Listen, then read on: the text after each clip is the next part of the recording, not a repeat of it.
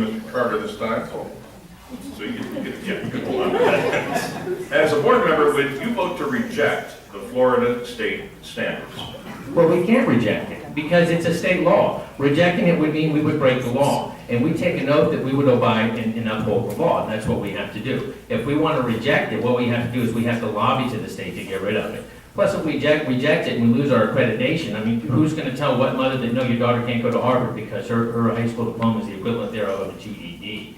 Plus, it just keeps rolling and snowballing. I mean, we're going to lose $94 million now from the state. That's the money we get from them. If we reject that, we take the possibility of losing that. So if you combine that with the federal funding that we reject, that's $151 million. I'm not prepared to put that back on the taxpayers. I just don't think we should do that. Mr. Dixon? Well, I don't know of anybody who has suggested that we reject the Florida state standards. What I know people have said that we should do is utilize the Senate Bill 864 that the state passed that allows school boards to choose better curriculum, to choose curriculum and educational materials that we see fit. The standards are what they are. Nobody has ever said to reject the standards. What we said is we need to choose better curriculum and educational materials. And I'm all for actually following the law, Senate Bill 864, which gives that responsibility to the school board. Not for the school board to pass that responsibility off to the superintendent. To be done in the sunshine and allow the community to take part. So yes, we need to reject the curriculum and choose better materials. But that has nothing to do with the standards. Ms. Lucarelli?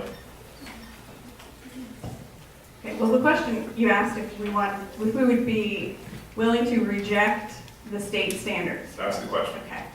So the Florida state standards is what we follow, and they're standards, and they're high standards, and I think that they are standards that we want to push our children to reach. And there's always going to be issues. There are always going to be things that we don't agree with, and for those things, we need to go and lobby our state to make any of the changes that we are unhappy with or that we don't think fit us as a community. With the bill that was passed, with the law that was passed, Every Student Succeed Act, we have an opportunity to lean on our legislators right now to make any suggestions or changes that we think we need. But I am all for having high standards for our students. Ms. Patton? I think high standards are necessary and what we want from all our children, no matter what kind of education we're giving them.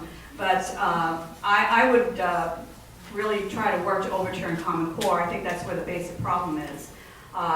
If we went into a different type of education for our children, where they learned, to write properly and read good literature and learn basic math skills that would take them into their life, we'd be doing them more of a service than teaching them Common Core.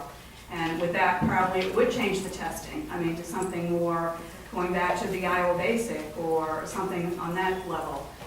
So that would be my hope as to something that we could do as a board. Very good.